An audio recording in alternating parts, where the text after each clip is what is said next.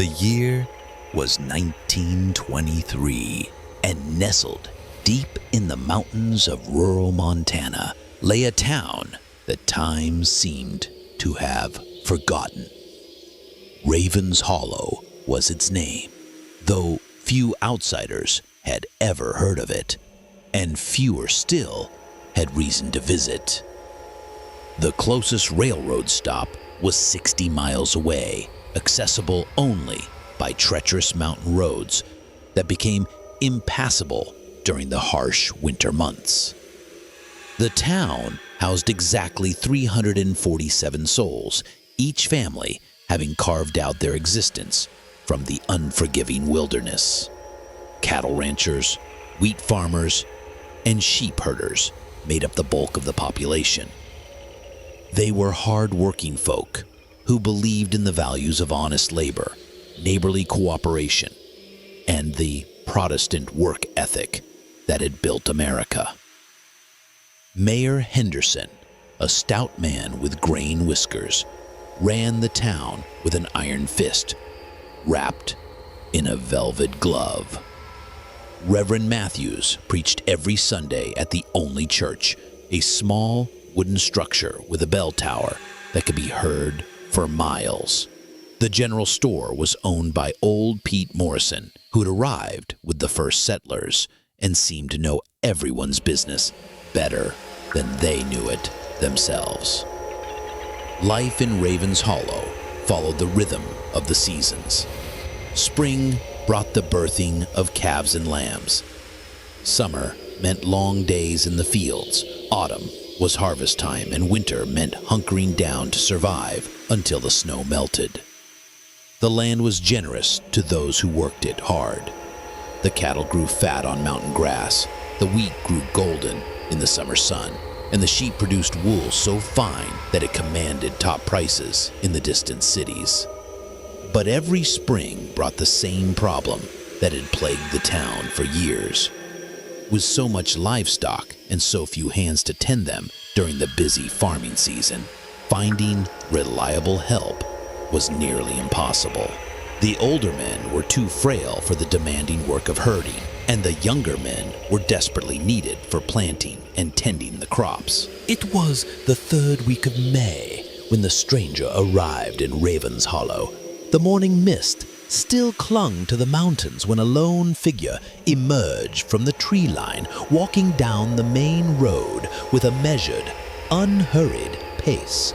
He appeared to be in his late 20s, tall and lean, with the weathered look of a man who had spent his life outdoors. His clothes were simple but well maintained, and he carried a worn leather satchel slung across his shoulder. What struck the early risers who spotted him first was not his appearance, but something indefinable about his presence. There was a quality to the way he moved, a purposefulness that seemed at odds with his leisurely pace. His dark eyes seemed to take in everything while revealing nothing of his own thoughts. The stranger made his way directly to Morrison's general store, where a handful of men had already gathered for their morning coffee and gossip. The conversation died as he entered, all eyes turning to study this unexpected visitor. Strangers were rare in Ravenshollow, and those who did pass through usually had obvious business. Cattle buyers, traveling salesmen, or the occasional government official. "Mornin', gentlemen," the stranger said in a voice that carried just a hint of an accent no one could quite place. "Name's Silas. I'm looking for work." Mayor Henderson, who had been discussing the upcoming harvest with the other men, raised an eyebrow. "Work? What kind of work?" "I'm a herder," Silas replied. "Cattle, sheep, whatever needs tending.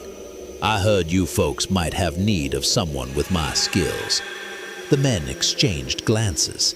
It was true, they had been discussing this very problem for weeks.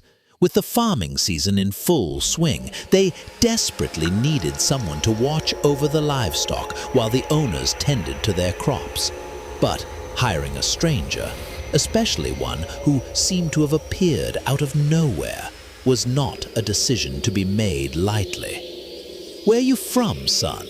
asked Reverend Matthews, who had joined the group. Silas's expression remained neutral. "I travel around, go where the work is. References speak for themselves. Healthy animals, no losses, fair prices." This answer didn't satisfy the men's curiosity, but it did address their main concern. In a community where everyone knew everyone else's business, the idea of taking on a complete unknown was unsettling. Yet their need was genuine and pressing. Old Pete Morrison leaned forward. "You got any recommendations? Anyone we can check with?" "Check my work, not my words," Silas replied. "Give me a trial period. If you're not satisfied, you owe me." After much deliberation and heated discussion among the town's leaders, they decided to give Silas a chance. The terms were modest: room and board in the old shepherd's cabin on the hillside overlooking the town, plus $3 a week and meals provided by the families whose livestock he tended. It was honest work for honest pay, and Silas accepted without haggling. From his very first day, Silas proved to be everything he had claimed and more. He rose before dawn and worked until well after sunset, moving the herds with an almost supernatural understanding of animal behavior. The cattle seemed calmer under his watch. The sheep stayed together without the usual strain, and not a single animal was lost to predators or disease. The townspeople began to take notice. Mayor Henderson, initially skeptical, found himself grudgingly impressed. "Never seen animals respond to anyone like that," he remarked to his wife over dinner.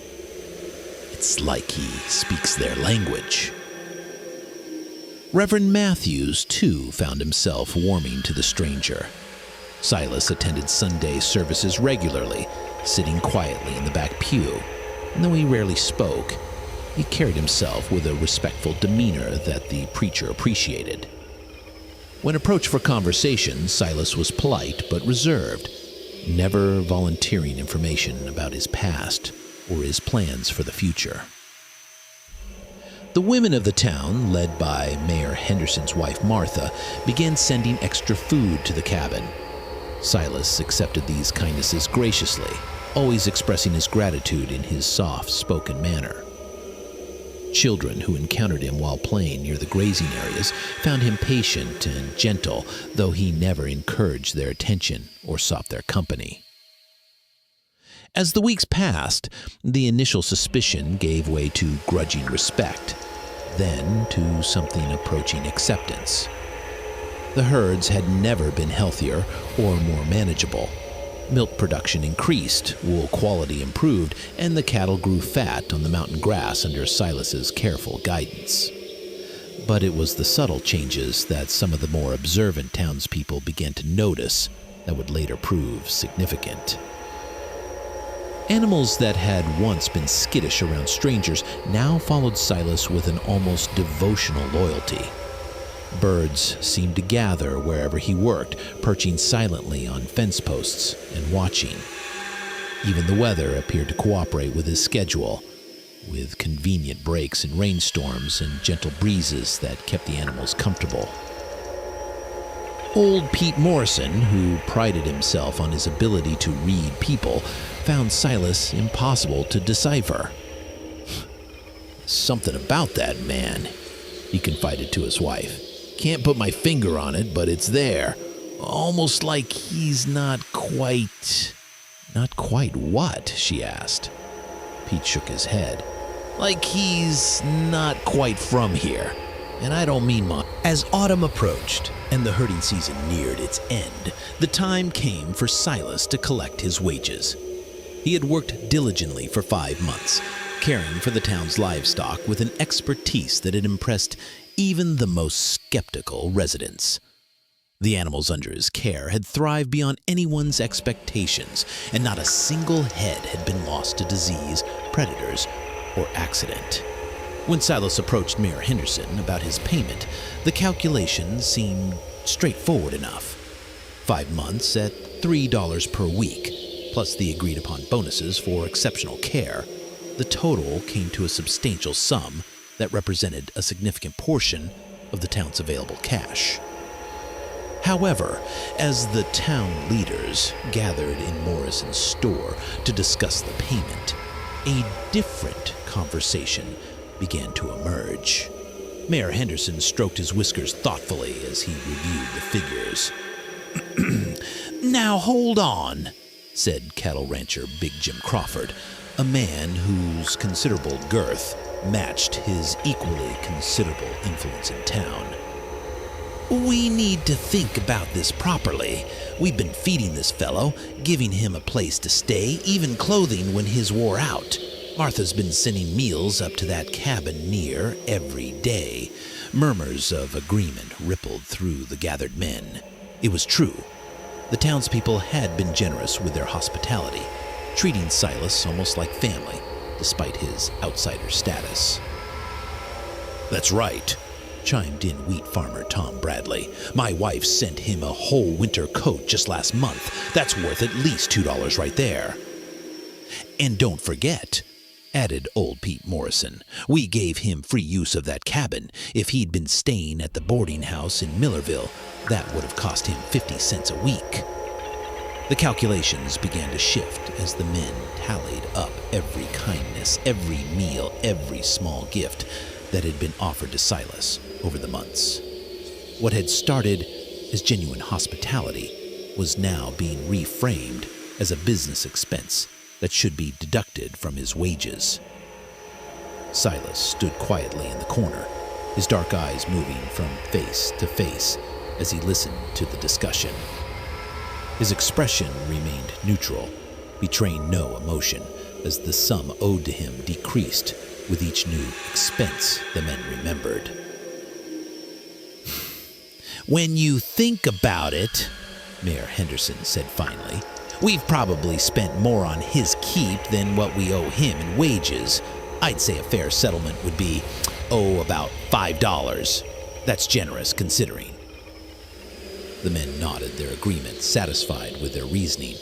They had convinced themselves that their generosity justified reducing Silas's rightful payment to a fraction of what had been agreed upon. Silas listened to their calculations without interruption, his face an impassive mask. When Mayor Henderson announced their final decision, offering him $5 for 5 months of work, Silas simply nodded. "I understand," he said in his quiet voice. "So this is how you honor agreements in Ravenshollow." The men shifted uncomfortably at his tone, but Big Jim Crawford puffed up his chest defensively. "Now see here, boy, we've been more than fair. Fed you, clothed you, housed you. Most places wouldn't have been half so generous." "Generous," Silas repeated the word slowly, as if tasting something bitter. "Yes, I see your generosity clearly now, Reverend Matthews." "Son, you should be grateful for the Christian charity these good people have shown you.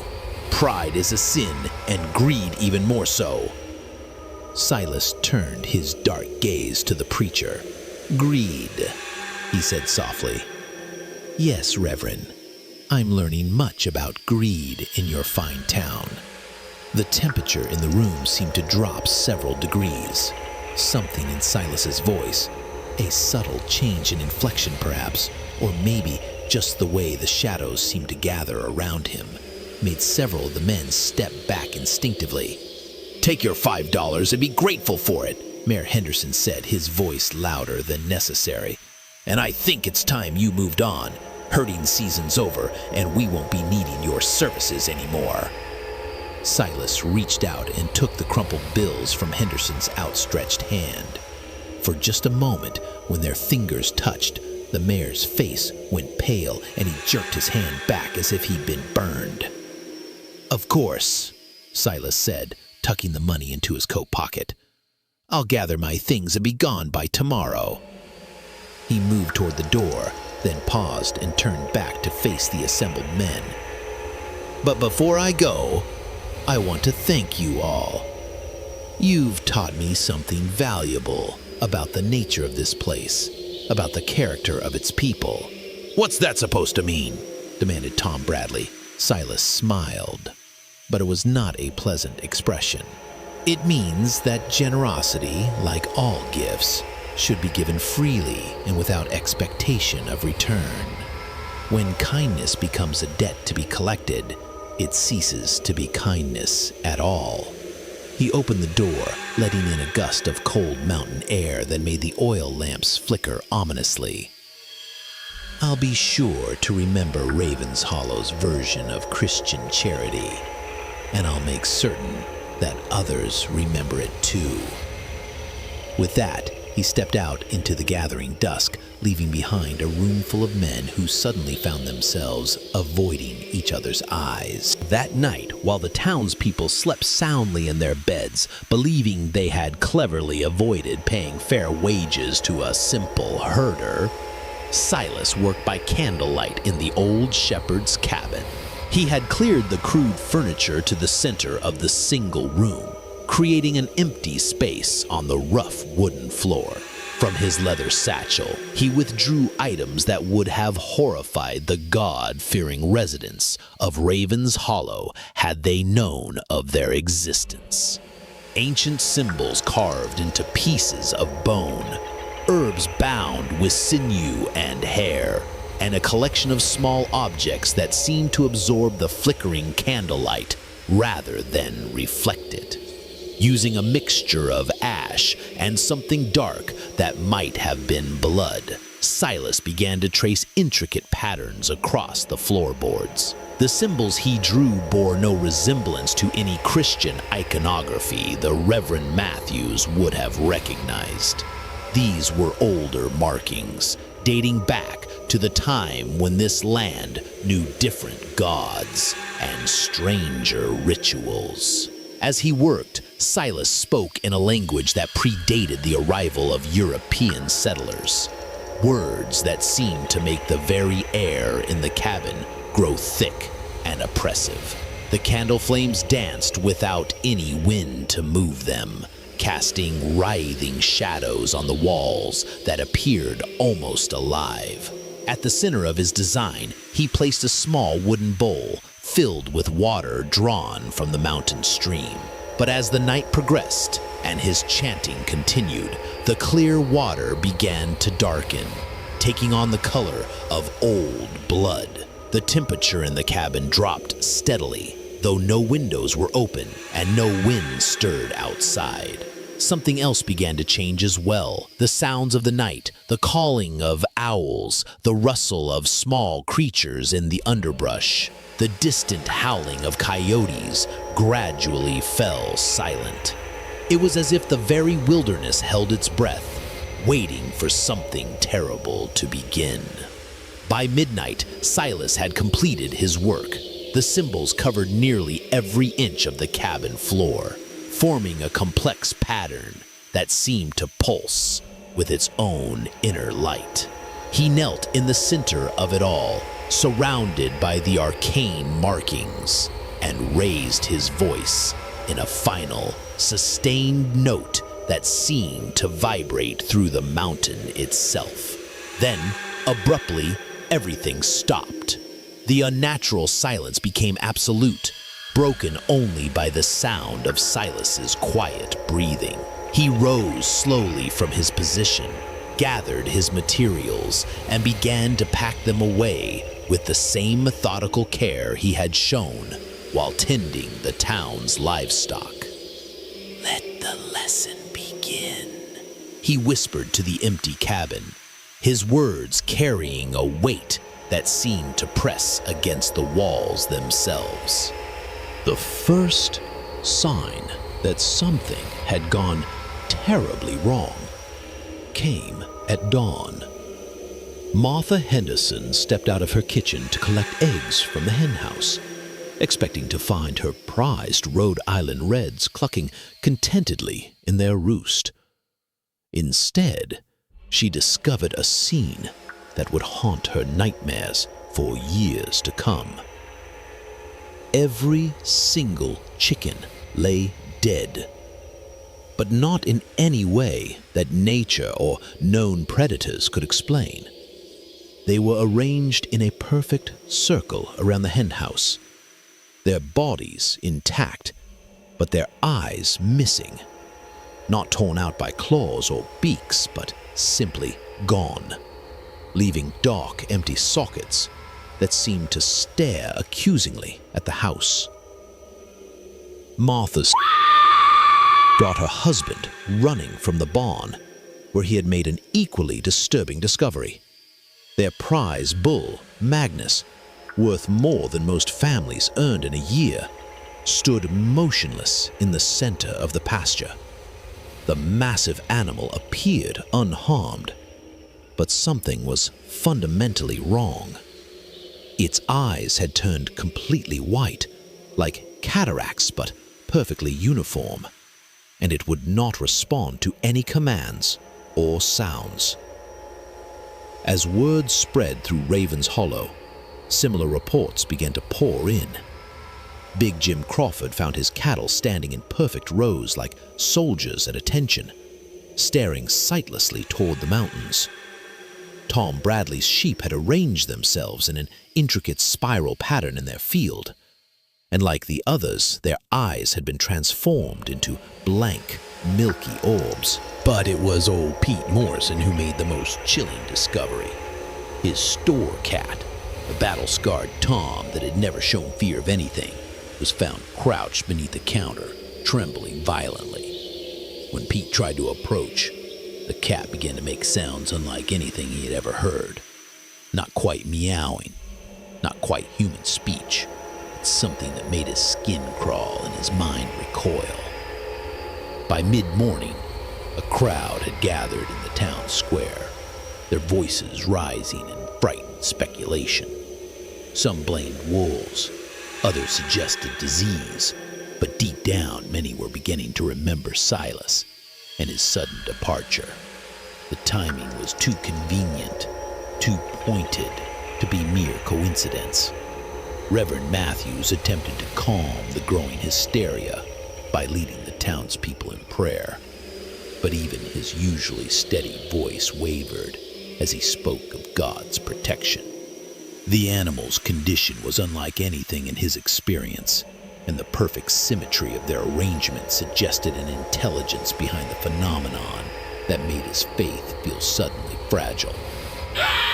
"This is the work of the devil!" proclaimed Mrs. Bradley, her voice shrill with fear. "That man brought evil into our town!" "Now hold on," Mayor Henderson said, though his own voice lacked conviction.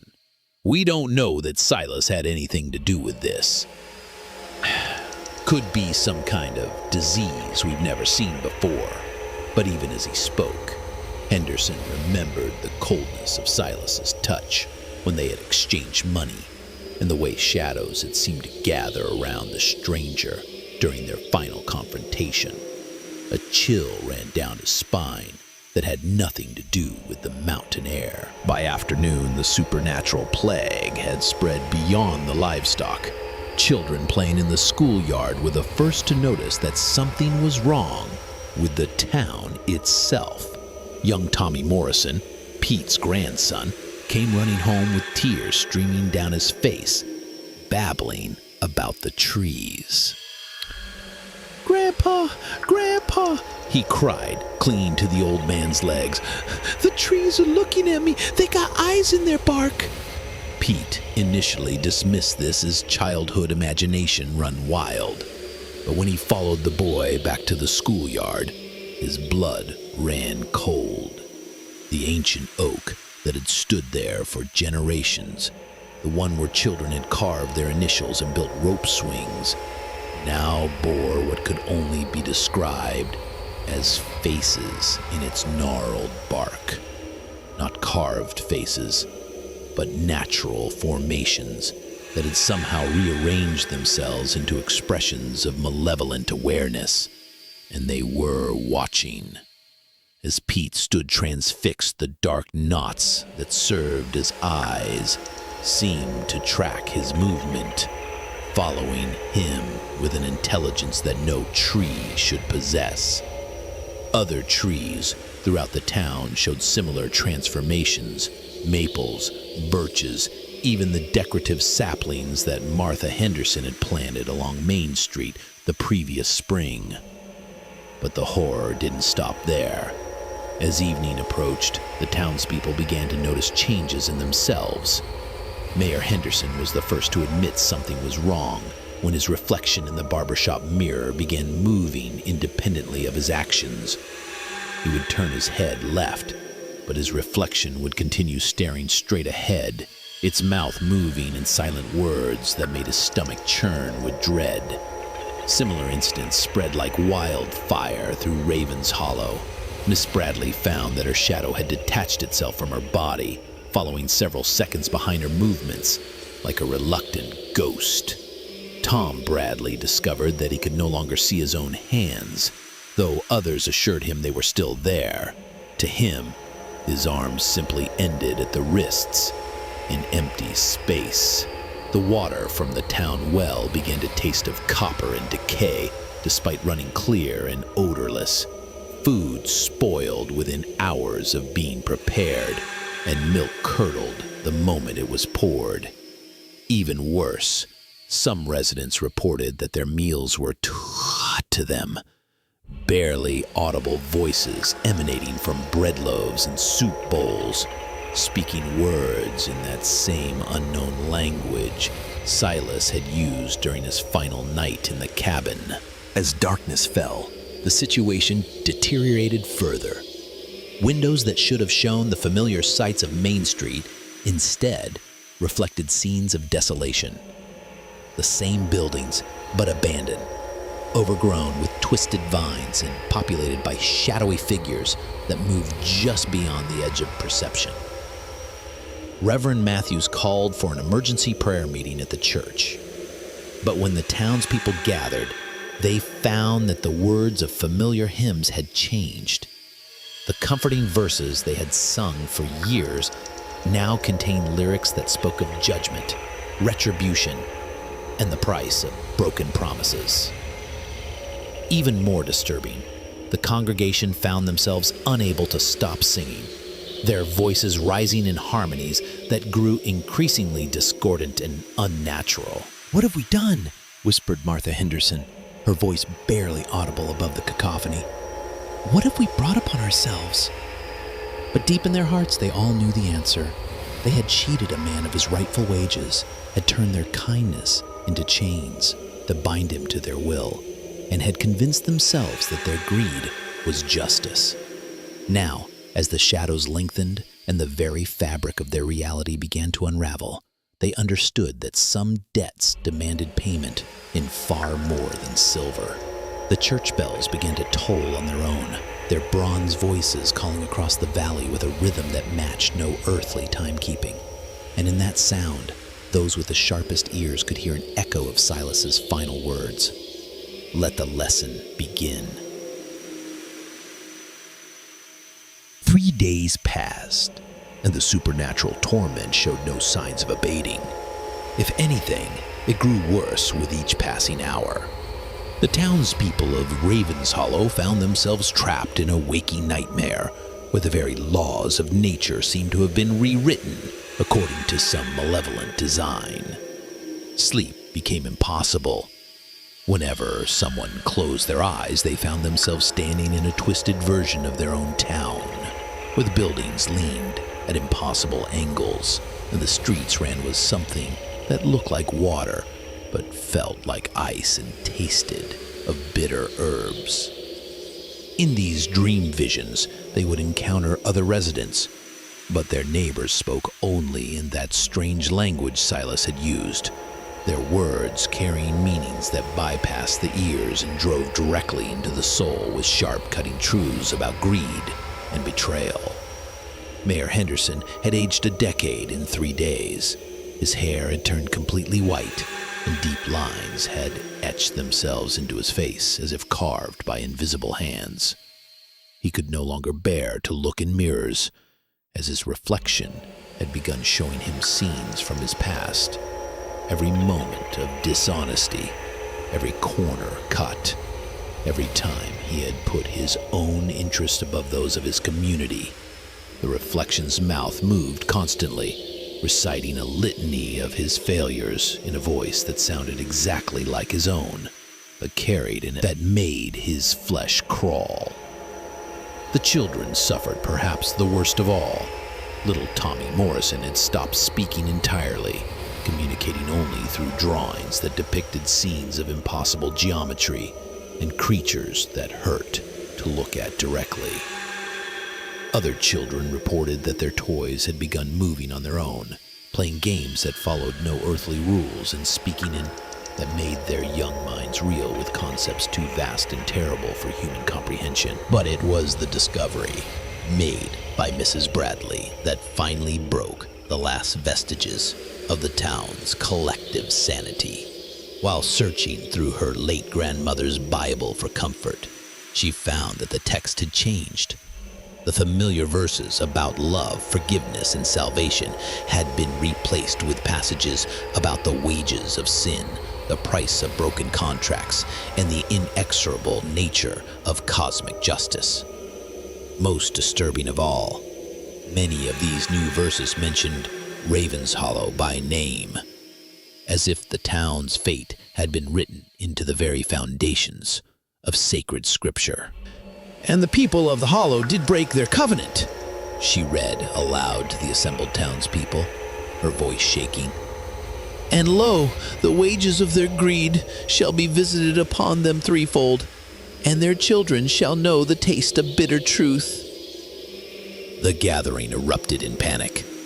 Some fell to their knees in prayer. Others demanded that they find Silas and somehow make amends, while a few spoke of fleeing the town entirely. But when they looked toward the roads leading out of Ravenshollow, they saw that the paths were no longer there, where familiar routes should have connected them to the outside world. There was only endless forest that seemed to shift and change when observed directly. They were trapped, prisoners in their own community, forced to face the consequences of their collective greed and dishonesty. And somewhere in the darkening wilderness surrounding their cursed town, they could feel the presence of the man they had wronged, watching and waiting for his justice to run its full course. On the seventh night since Silas's departure, the final reckoning came to Ravenshollow. The sun had set hours earlier, but darkness seemed reluctant to claim the town completely. Instead, an unnatural twilight lingered, casting everything in shades of deep purple and sickly green that made the familiar buildings look alien and threatening. It began with a sound that no one could quite identify, a low humming that seemed to rise from the earth itself.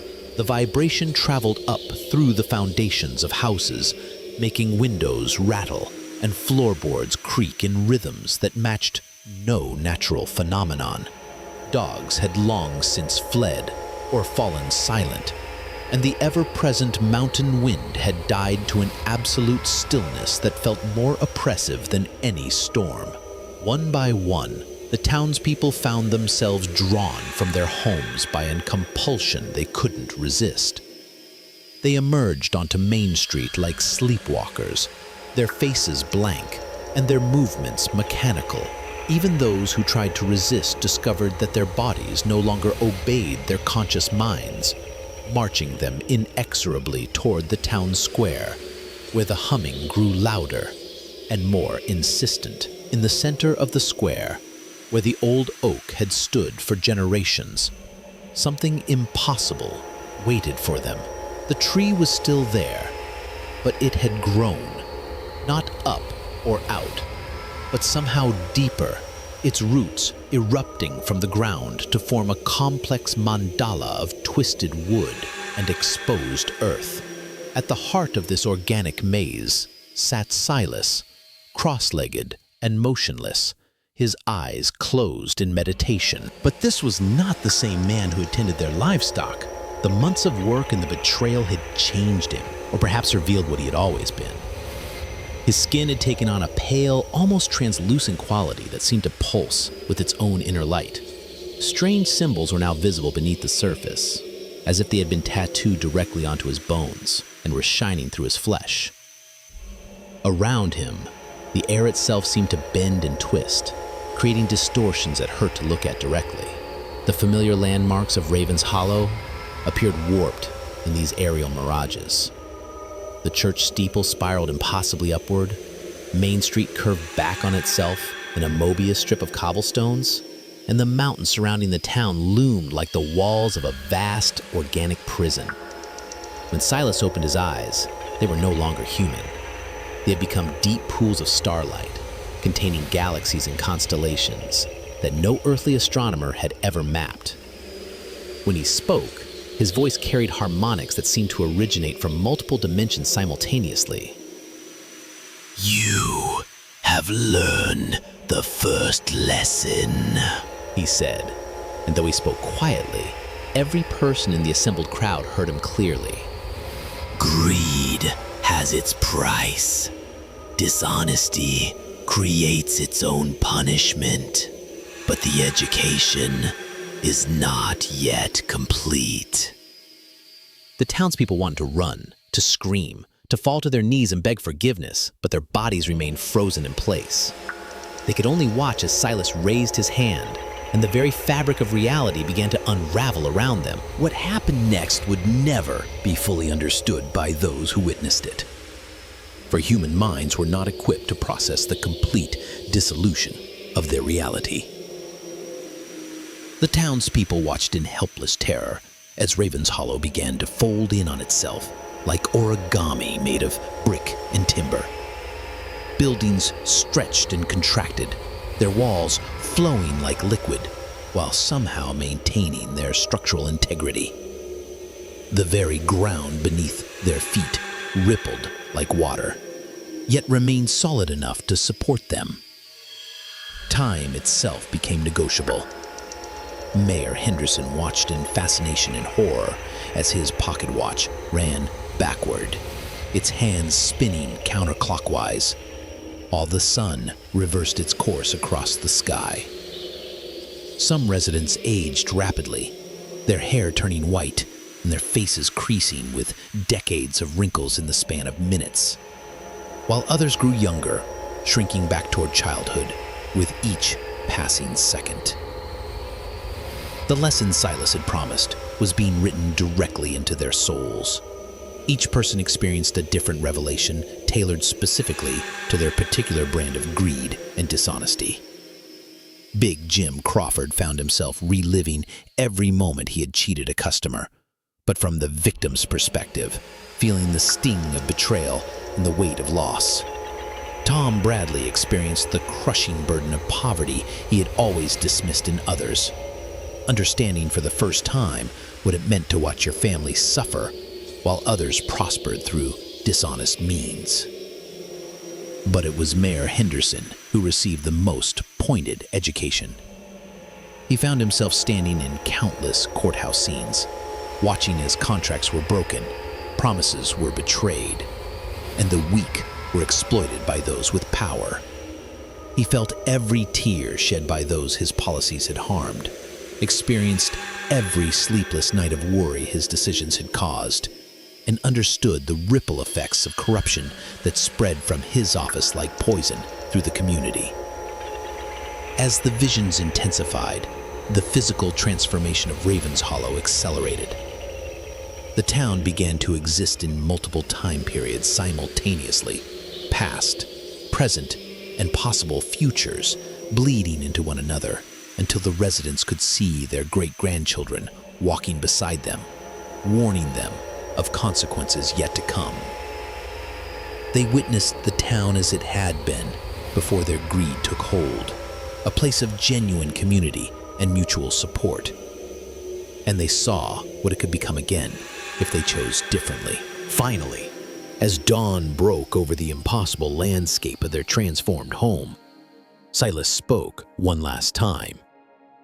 His voice now carried the weight of universal truth, echoing not just through the air, but through the bones and blood of every person present. "The contract is fulfilled," he said. "You have paid the price of understanding. What you do with this knowledge is your choice. But remember, the universe keeps its own accounts, and every debt comes due eventually." With those words, he began to fade, his translucent form dissolving like morning mist. The twisted roots retreated into the earth. The impossible geometries of the buildings resolved into familiar shapes. And slowly, gradually, Ravenshollow returned to something resembling normal reality. But it was not the same town that had cheated a simple herder of his wages.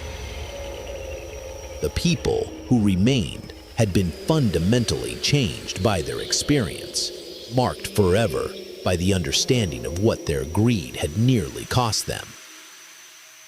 They would rebuild their community on different principles, honoring contracts and treating all who came to them with the fairness and respect that every human being deserved.